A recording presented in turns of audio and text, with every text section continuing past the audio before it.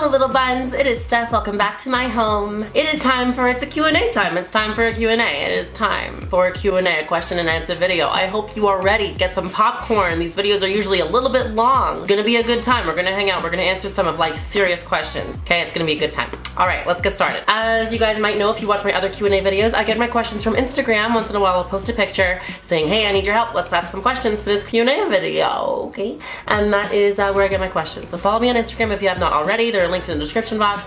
We can hang out, good times. Instagram user. Hair in my mouth. Cats, books, and Netflix. What ethnicity are you? Sanjati is such an interesting last name.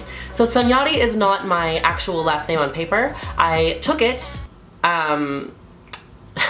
basically for family privacy because I was gaining a little bit of momentum and I wanted to make sure that people in my family that weren't super keen on having their name out there wouldn't have their name out there. So it is actually a Croatian name, or a Croatian word, really, it's not really a name, but my dad's side of the family is Croatian and Slovenian. Sanjati in both languages, I believe, means dream or to dream. It's just all variations of dream, if I'm not mistaken. And I just liked the word. It flowed nicely with Steph. It has a cool meaning. Back then my aesthetic was very like whimsical and dreamy and blues and purples and pinks and very like light and ethereal, and that's changed a little bit, but the name still, I like it and it still works, and it's still like, I don't have any grandparents on my mom's side, which is Scottish and German, so I resonate a lot more with the Croatian and Slovenian background, and so that's kind of why I chose that background to pick a name out of. So yeah, that's what that means. Instagram user, don't burn Leo. Where do you draw the line on what's private and what can be shared on YouTube? I like to keep my relationships, friendships and otherwise,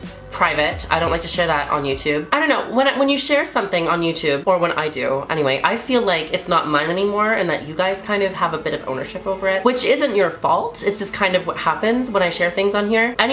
When anybody shares things on here, I think that's kind of what happens, is people somehow, and it's not even like a malicious entitlement, but people become entitled to information about it or things like that. And I've noticed that with some things that I've shared that maybe I shouldn't have. So I definitely like to keep friendships and relationships private as possible. If I was to date somebody that was a YouTuber, I probably wouldn't keep it private because that would be impossible. But otherwise, I don't really feel the need to share it, you know? I just think that would kind of make it a bit messier, and that's where I stand on that. I also like to keep anything spiritual or religious kind of to myself. I also like to keep video games to myself. I used to want to do video game channels and do Twitch streams and stuff, but I realized it's something that makes me happy that I don't want to share. I don't know. But like I said, it's like when you give something away on here, it is not yours anymore. And I want to keep video games for myself. So that's something that I'm not really going to share anymore. It's odd because like I'll talk about my sexual assault, I'll talk about my mental health, I'll talk about my transition, which are all very personal things. But like I'm like, video games, no, I can't share that. That is too personal. You know what I mean? It's kind of, it doesn't make much sense, but the lines that YouTubers draw with what they don't share is different from person to person. So that's fine. Instagram user, Shawnee Mar. What TV shows have you been into lately? Love from New Zealand, I think. Love to New Zealand, God bless. I've really been into Riverdale, which is the Netflix show. I think it's actually on normal TV too, but it's like Archie and Friends kind of reboot. It's really good. It's like really mysterious. It's kind of like Pretty Little Liars without the blatant like chick flick aspect, which is okay. It's just this one doesn't have it. Very mysterious, murder. It's very cool. It's it's not what I expected from a show based on Archie and Friends, but I love it. I also just watched both seasons of iZombie on Canadian Netflix, which I'm so glad is there.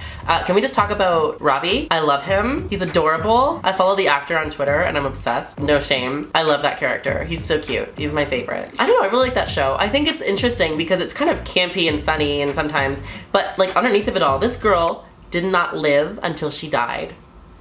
Whoa. Deep. It got deep, man. It gets deep. I don't know, I think it's a great show. And I love the dynamics between the characters, and I think some of the relationship aspects that kind of look a little bit dramatic are also very relatable and very real. I don't know. I think it's interesting. I really like the show. I can't wait for season 3. I think it's April. I don't know. I'm so excited. Instagram user, Dandy and Fine. Where did you get your glasses? I need new frames and yours are so cute. Thanks, girl. These are the frames she was talking about. I have contacts in, so it's gonna be blurry. They're also dirty. These I got from a shop in the West End of Toronto on Queen West, which is my favorite neighborhood, by the way, called On Your Face Optical. So they have an Instagram, I think it's Oifo Optical. I'll put it in the description box. It's my favorite place to look for glasses. These are actually Tom Ford sunglasses frames. I didn't, think it was possible, but they were like, yeah, we can just switch out the sunglasses lenses for glasses lenses. And I'm so happy. I feel like I have custom glasses. I love them. I love them. I've been on a really big beige kick lately, if you couldn't tell, with all the beige in my life. And I don't know, I love them. I love the shape. Oh my god. My favorite glasses place. Instagram user, Pris Panic. Hi Steph, hello. I just moved to the GTA, American married to a Canadian. Congratulations, girl. What are some fun things to do at night? Like on the chill side, because I'm always bored. Love you. I love you too. Fun things to do at night in Toronto. So I don't really do nightlife. I don't really do clubbing, things like that. But you said on the chill side. So I'm going to presume that's not what you're looking for. I really love poutine, or poutine if you're French. So if you don't know what that is, it's basically French fries with gravy and cheese curds. You can get all kinds of different variations, but I like my good old regular kind. Bonjour. The best place in Toronto for poutine, if you ever want some, is Poutini's. That's my opinion. There's one on Queen West and one in King East, I think. Or one on King and Queen. There's two of them that I know of. My favorite poutine, get the layered one, because you never run out of cheese gravy or cheese curds.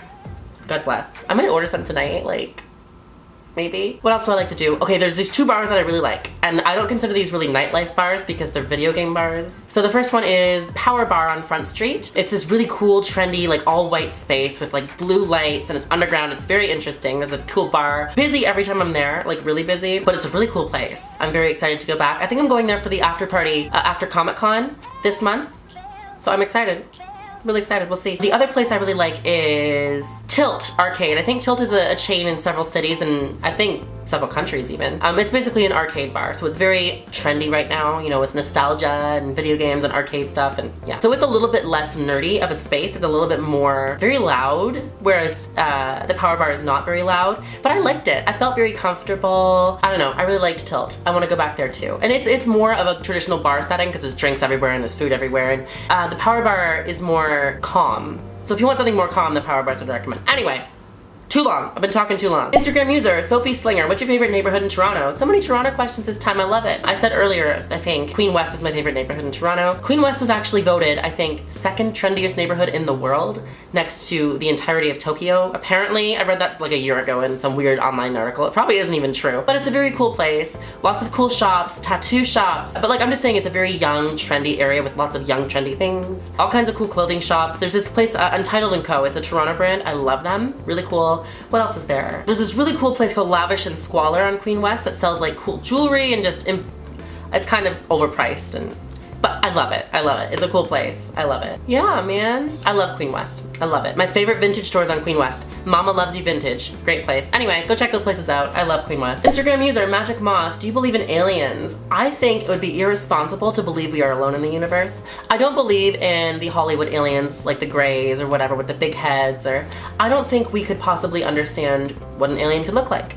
You know, I don't think we have any idea, but I think it would be foolish, absolutely foolish, to assume we are the only life and even the only intelligent life in the universe. The universe is infinite. We haven't even seen, like, we've seen an edge to the universe because we can't see that far back in time. I love it. If you guys are interested in learning about the universe, you need to watch Cosmos. I don't remember the subtitle, but it's hosted by Neil deGrasse Tyson on Netflix. It's Canadian Netflix. I hope it's on American too, but it is amazing. I learned so much. I love that show. Anyway, yeah, I do believe in aliens because I think it would be stupid not to. Ooh, I don't like that word. I'm sorry. It would be foolish to not believe in aliens, in my opinion. Instagram user, Elisa Shepherd.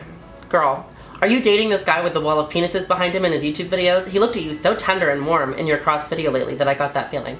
No, I'm not dating Chase Ross. Everybody, when they watch Chase collab with anybody, like even he collabed with Ty Turner as well, no matter who he's collabing with, he looks at their lips and he just is very attentive, and people see that as he's sexually attracted to you, which might not be false, but that's not the energy that we had. I'm not dating Chase. I did not interact with Chase in a sexual manner. Chase looks at everybody that way. He's just a very caring, very attentive person, and that's good. That's a great thing about him. Does not mean he wants to fuck everybody, okay?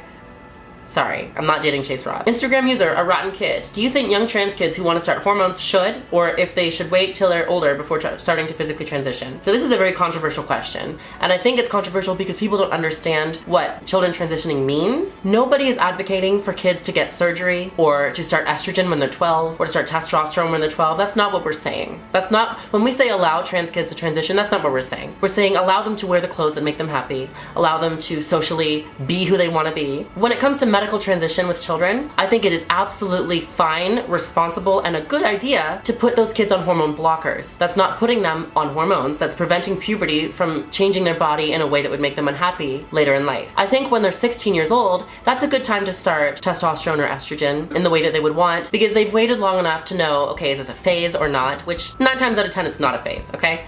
Just saying. And they're at a place where if they go off the hormone blockers, most of them can totally have normal puberty. It's just, it's gonna happen a bit late, but a lot of people are late bloomers. That's not that unusual. I just think it's a lot more responsible to do that than to say absolutely flat out, no, you can't have any medical treatment for your problem, and you just, you know, you're just gonna have debilitating dysphoria, depression, anxiety, and possibly PTSD when you're older, and that's it, and you can't have any, no. That just is ridiculous, okay? It's proven to a fact that transition works as a treatment for gender dysphoria. So saying, no, these kids can't block puberty a few years is just cruel. I don't think kids as young as 11 and 12 should be getting on testosterone or estrogen, but I think it is totally fine and should be recommended to, to just hold off on puberty for a bit, because we can, and people all the time go on puberty blockers for all kinds of reasons. There's no reason why we can't do it for trans kids, okay? That's my opinion on this. Instagram user eloquently, I started hormones this month, how does it feel? Proud of you, congratulations. I did a whole series on this. I documented how I felt once a month, every month for 12 months on my first year of estrogen. So I'll put a link to that in the description box, my transition timeline sort of playlist that you can check out. And I go into a lot of detail in every one of those videos. I wish I could just go back and be like, oh, this is how I felt in 1 month in estrogen, but I don't remember. I don't remember how I felt in 1 month in estrogen. So if you go back and look at that video, I'll be an entirely different person in every single way. It's actually shocking, but I don't remember how I felt back then. So you'll have to go there. Instagram user, Blood of the Andals. Since you're such an avid WoW player and gamer in general, I was curious if you've ever played D&D. So I actually recently played D&D for the first time. I went home to my parents for about a week, just as like a little vacation, a little mental health trip, because I was feeling a lot. And my brother and his wife were there, and we played D&D. And I'm so happy. It was really fun. It was a little bit awkward at first, because all three of us, well actually no, I don't know. I had never played it before, and I was just really kind of like confused as to what I was supposed to do. I mean, I kind of went over it, like I read the book and stuff, and I knew what I was supposed to do, but I didn't know how I was supposed to act socially in a situation. And so it was good that I was doing it with family, because I couldn't embarrass myself. I don't know. I really enjoyed it though. I really had a lot of fun. I would do it again. Instagram user, It's Brennan, John Wayne video thoughts. Oh my god. So John Wayne is a song from Lady Gaga's new album, Joanne. It was a recent single. She did a music video on it. I think it was Jonas Åkerlund that directed the video. Oh my god. I loved it. I loved it. I loved it. I loved it. If you haven't paid attention to Lady Gaga in a long time, this is the same director that did the Telephone video. So he's really good at like putting in these weird sounds and like comic book thing. It's just, I loved it. I loved it. There's lots of gunshot sounds, lots of metal like banging sounds, lots of punching sounds, lots of crashing and glass breaking, and it just, oh. That music video I think is my aesthetic.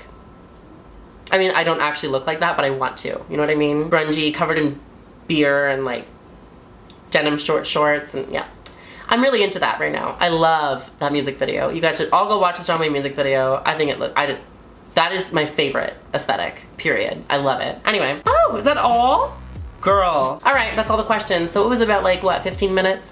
Good times. This has been fun. If you guys would like to, I mean, that wasn't all the, oh my god, hold on. That was not all the questions. That's just all the questions that I picked. I think got close. How many questions did I get this time? How many questions? How many? Let me see. Oh god, Jesus Lord. About 930 questions this time, so thank you for everybody that asked. There's no way I can do a video with 930 questions. So if your question did not get picked, please look out for my next Q&A call to action, I guess, on my Instagram, which is at stef.sanjati. Yes, stef.sanjati, not just Stef Sanjati. That's another person. And you can be in the next video, maybe, you know? I love it. I will see you all later. Thank you so much for hanging out with me. Until next time, just remember, you are...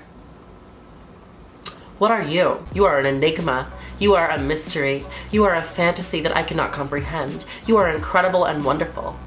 That's what you are. I love you so much. Bye!